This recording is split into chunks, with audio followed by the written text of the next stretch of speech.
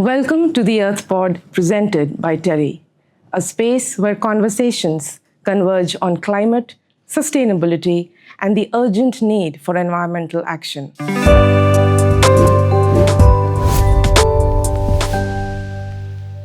I'm your host, Ipshita Mitra, and today we turn our focus to India's maritime sector, a critical yet often overlooked pillar in the country's journey to net zero. From ports and shipping to fuels, finance, and infrastructure, India's maritime ecosystem is undergoing significant transformation, driven by evolving global regulations, technological innovation, and national policy momentum. To help us unpack this transition, we are joined today by Commodore Debesh Lahiri, Advisor, Resource Efficiency and Governance at TERI. A marine engineer by training and a veteran of the Indian Navy, Commodore Lahiri brings decades of experience across ship engineering, maintenance, infrastructure, and maritime operations, along with his current work on green ports and shipping through TERI's initiatives. A very warm welcome to this episode of the Earth Pod, sir. Thank you. We are delighted to have you here.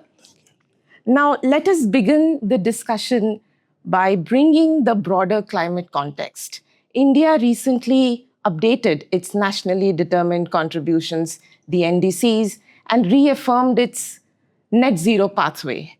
Where do you see India's maritime sector, especially now when it stands at an inflection point with the national green shipping policy taking shape? And how do you think that decarbonization is gaining traction? How urgent is it now?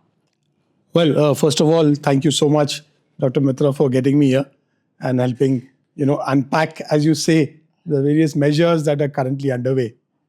To give you a broader context in the background, we must understand in the first place that India, for centuries, was afflicted with maritime blindness. Right. And it is only in the recent couple of decades that we have woken up from a maritime slumber and realize the immense potentials that the seas around us have to offer. To put this in a very simple context, I'd like to quote from what our Raksha Mantri, Sri Rajnath Singh ji said whilst inaugurating the Chola Auditorium in the Naval War College in Goa 2 years ago. He said, and I quote, "India used to be looked upon as a landlocked country with some seashores. Now, it is time that we look at India as an island nation with some land borders." That's interesting. This kind of underpins the change, or rather I would say a transformative change in our strategic thinking. And keeping that in the background, if you now look at how trade impacts us, about 95% of India's trade by volume, close to 95%, and about 70% by value transits through the seas. If you look at the world trade scenario, more than 80% transits through the seas. So notwithstanding the current geopolitical churn that is happening in West Asia, it probably will continue for a little more time before it kind of dies down. What we should be very clear is that we need to keep our focus on the seas, because in our best interest, if we focus on the seas, it can only lead us to more prosperity. It has been initiated by our Prime Minister himself. We have gone from a policy of Sagar to Mahasagar. If you look at the Indo-Pacific, the whole center of economic and military center of gravity has shifted from the Euro-Atlantic to the Indo-Pacific sector, and we are playing a very important part. Now, in all this, where does maritime decarbonization fit in? If you look at it sector-wise, maritime decarbonization is probably around 2.89 to 3% of the world's total emissions. So it's much less than what is traditionally called as hard-to-abate sectors like steel or cement, which are close to 9 to 10, even more than that. But the fact that maritime trade is international in nature and is not geographically localized within the countries, within a nation's boundaries, is what makes it very challenging. And therefore, it is not so easy, or rather, I would say it is, in a manner of speaking, hard to abate. Because the rules and regulations have to be promulgated by an international body, which in this case is the International Maritime Organization. And what we recently saw, I would say, as just about 6 months back, what was expected to be passed with a majority vote, insofar as the IMO net zero strategy was concerned, that whole vote was postponed, or rather adjourned by a year, because of understandably, growing opposition from the oil producing, or the fossil fuel producing lobby. So there is a tremendous amount of opposition in terms of business, requirements. But at the same time, given the fact that we have our NDCs, which are our nationally determined contributions, and as you rightly pointed out, we've recently updated them. I think aspirationally, India is looking at net zero scenario by 2070, with some interim, milestones, which are most of them where we are achieved and we are doing very well. In fact, in terms of generation of renewable energy, in terms of reduction of carbon intensity, we are actually well ahead of target. And so, maritime, in that sense, the maritime sector fits in, because, as I mentioned to you earlier, the statistics, if that is the kind of trade, that volumes that we carry, it is but imperative that the maritime sector follows. And so enough and plenty is being done. There are several measures that have been implemented. There are several policies that have been put in place. To name a few, there is something called the Maritime Amritkal Vision 2047, which lays out a roadmap till 2047. There is already a Maritime India Vision 2030, which was promulgated earlier, which looks at targets till 2030. Then you had to start with Sagarmala, which was looking at port-led development essentially. To support all these frameworks, we also have something called as Harit Sagar guidelines, the Harit Nauka guidelines. We have the National Green Hydrogen Mission, and we have the Green Transition Policy. So there are, insofar as the policy landscape is concerned, I think the measures are already in place. What we need to do, the roadmap is well established. And I'm sure as we go ahead in this conversation, we will be able to dwell more into each of these. Right. No, you mentioned a very interesting point, that how this sector cannot be geographically localized. And the phrases that you've used, that we are trying to come out of the maritime slumber or maritime blindness, as you rightly put it. I would like to concentrate among the policies that you've mentioned and very succinctly put. The National Green Shipping Policy, it aims to sort of give a very comprehensive and exhaustive framework when it comes to ships, ports, fuels, finance, etc. So what are those key indicators or factors that you think will bring this policy into a kind of an execution that will impact on-ground implementation? So as I mentioned to you, if you look at the Maritime Amritkal Vision, it identifies 11 key areas. Right. If you look at the Maritime India Vision 2030 or the Sagarmala, there are several projects which have already been rolled out, which are under implementation, which are likely to be implemented, which are going to happen in the next couple of years. If you look at the Harit Sagar guidelines, they are essentially for all the major ports in this country and how to make them more greener, how to make their operations more greener. Right. If you look at Harit Nauka, the green tug transition policy, or the National Green Hydrogen Mission. So these are all policies which are addressing specific sectors or specific areas. What the National Green Shipping Policy envisages, and this is as per the directions of the Ministry of Port Shipping and Waterways, and this entire policy is being steered by the Director General Shipping himself. We are the knowledge partner for that. It essentially provides an umbrella kind of an architecture where all the different projects or aims that are envisaged in all these policies and vision statements that have been mentioned by me, it tends to bring them together. And we have tried to bring them together under 7 very specific scopes or pillars, which are networked, because they cannot operate in independent silos. Right. You cannot have them. So we have broken them down into green shipping, which would include shipbuilding and ship repair, because one of the stated aims of the Maritime Amrit Kal Vision 2047 is to be among the top 5 shipbuilding nations by 2047. Then we've got green ports. So very specific targets have been laid out in terms of percentage of renewable electricity, percentage of land area that is to be covered by green cover, how to best utilize the water, how much of emissions are being generated, what is the carbon footprint in various measures is there.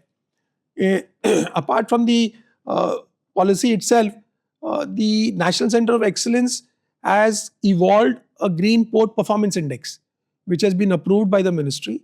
And we are currently in the process of evaluating the performance of the ports from a very green perspective. Right. Then this National Green Shipping Policy also has got a pillar which is looking at the green finance, green shipbuilding, green technology, green skill development, green ship recycling. Because in ship recycling, we are presently number 2 in the world. We aspire to be number 1 in the world, not only in volume terms, but in sustainable metric terms also. So there are these 7 pillars which have been laid out, under the National Green Shipping Policy.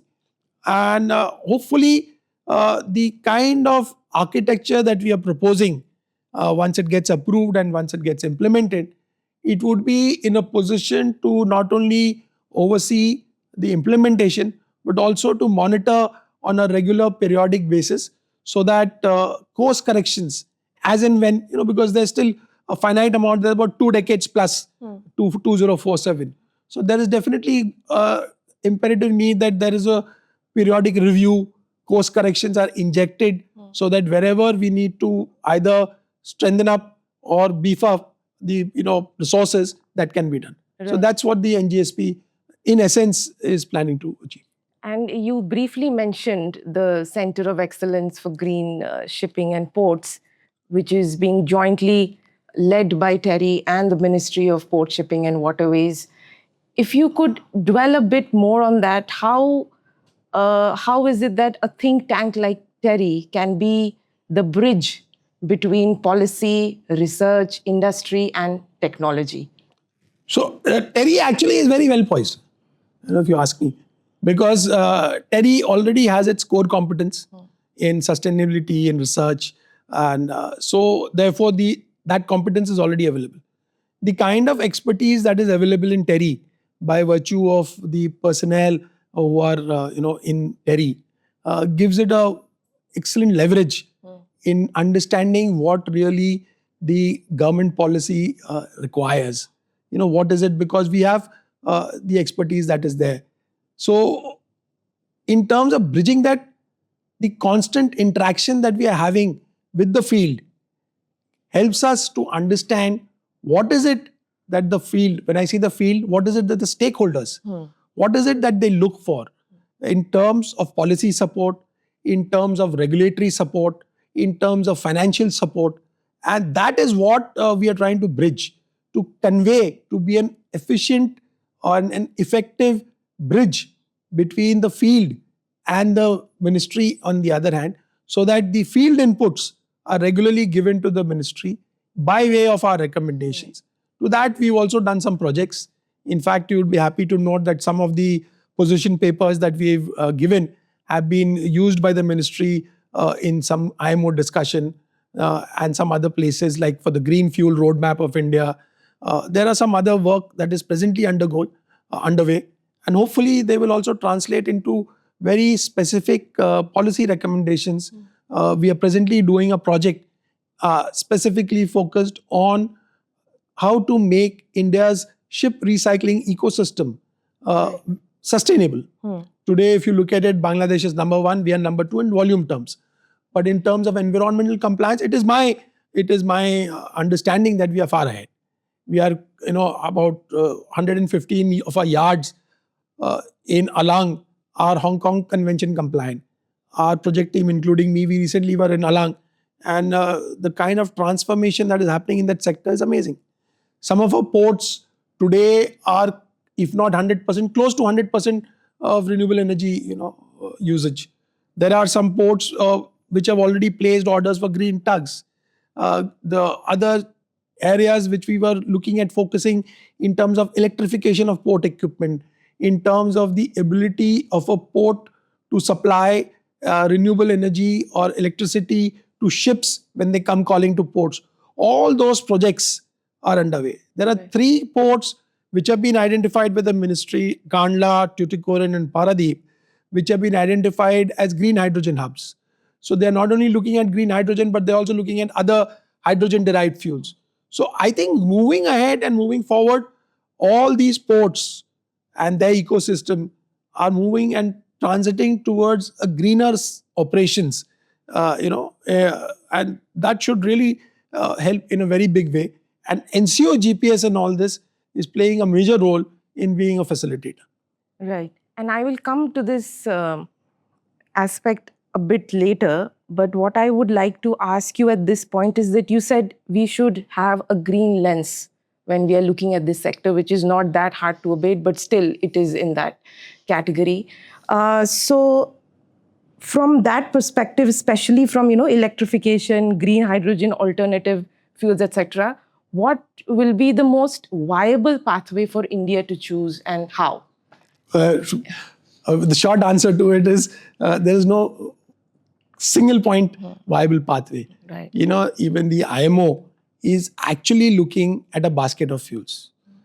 If you look at the ecosystem today, shipping, which is, shipping is, I would say centuries old. So there are reports that Indian tradesmen were in Roman Empire in the southeast of Asia. From then on till now, of course, those days there were sails. But if you look at, say, about 2 centuries after the diesel engine was introduced, ports and shipping have been built for a diesel-only world. Oh. And it is only in the last couple of years that people have tried out with LNG, and now there is more and more experimentation happening. And in the last couple of years, methanol engines, right. Ammonia engine is still getting tested. This shift has been pretty new. It's very new. And it is accepted? It is not yet accepted. That's what I told you, the vote that was to happen in terms of what is the kind of permissible emissions. Because it is the permissible emissions which will kind of dictate what fuel is to be used. Because every fuel has its own emission values. And so the move would definitely be away from diesel, that is a fossil-based fuel, towards methanol, towards ammonia, towards hydrogen-derived fuels, towards battery electric propulsion, hybrid propulsion. This would be the transition. Right. LPG, biodiesels. So it's going to be a basket of fuels. And that today, if you ask me, is the biggest challenge facing the shipping industry and the port ecosystem, is the uncertainty as to where to invest. Because if I could just elaborate on this point, we must all understand that shipping or shipbuilding is an investment which is in excess of 35 to 40 years. Right from the time that the order is placed to the design to the active service life of a ship. That's the kind of time span that you're looking at. When you create infrastructure in the port, say a bunkering infrastructure where the fuel will be stored, then you are actually looking at time spans much more than that. Okay. So these are investment decisions which cannot be taken in a hurry. Secondly, a ship which is running on diesel engine cannot be substituted by a methanol engine just by replacing the engine. There's a whole system of pipelines, tanks, valves, filters, you name it. Entire anatomy has to be inspected. Yes. So it is not only the organ. The connecting arteries and the veins also have to be changed. Right. And they have to be compatible to the one that is going to be used. That is on the ship side. On the port side again, the tanks that are the spaces that you use for storing diesel, you can't just put methanol there. So, no, they have different conditions to be met in terms of safety, in terms of stowage, in terms of temperature control, in terms of pressures. And then on top of all this, you have, hydrogen. and ammonia, which actually require some cryogenic temperatures. So those temperatures to maintain for storage, for transportation, then to look at this. So this is a system which is evolving. There's work being done, and hopefully it will all happen in the next couple of this years. brings to my next question quite seamlessly. You talked about decarbonization of ports and decarbonization of ships. So I don't know whether I'm right or wrong, but has the discourse been always prominently on decarbonization of ships more than decarbonization of ports? So that, or is there a mind shift? No, to put it in perspective, shipping, as I told you, is international in nature. Right. Ports are localized by geography. So ports are under the national laws, whereas shipping has to comply with international regulation. So the dichotomy lies there. But the thrust is equally on both, because if a country has to achieve its nationally determined contribution, has to decarbonize, then it has to look at all sectors. Right. And ports are equally important because the amount of trade that happens from there. See, it is not only the ship that comes into port, the thousands of trucks which come in and go out. So even if we manage to electrify them, you would have reduced a substantial amount of emissions that a fossil fuel burning results in. So you've given a very comprehensive overview of where India stands when it comes to its maritime economy and its decarbonization. One last thought, or your reflection points on the fact that India looking to 2030 and beyond, what will be that one shift that makes it travel to that path to low carbon emission pathway for maritime? And given that this year's Earth Day's theme is our power, our planet, and you rightly talked about how we cannot work in silos. The strength lies in partnerships and collaborations. What will be that closing thought for India from you on the maritime economy and this sector? So if I was to comment in maritime parlance, I would say, despite the rough seas, so to say, India must stay the course. Right. We've already planned out. We know what we aspire to be by 2047. We've got all these policies and plans in place. We need to stay the course, despite it's not going to be easy sailing. There's going to be rough weather. There's going to be headwinds. We are going to face rough seas. But we must stay the course.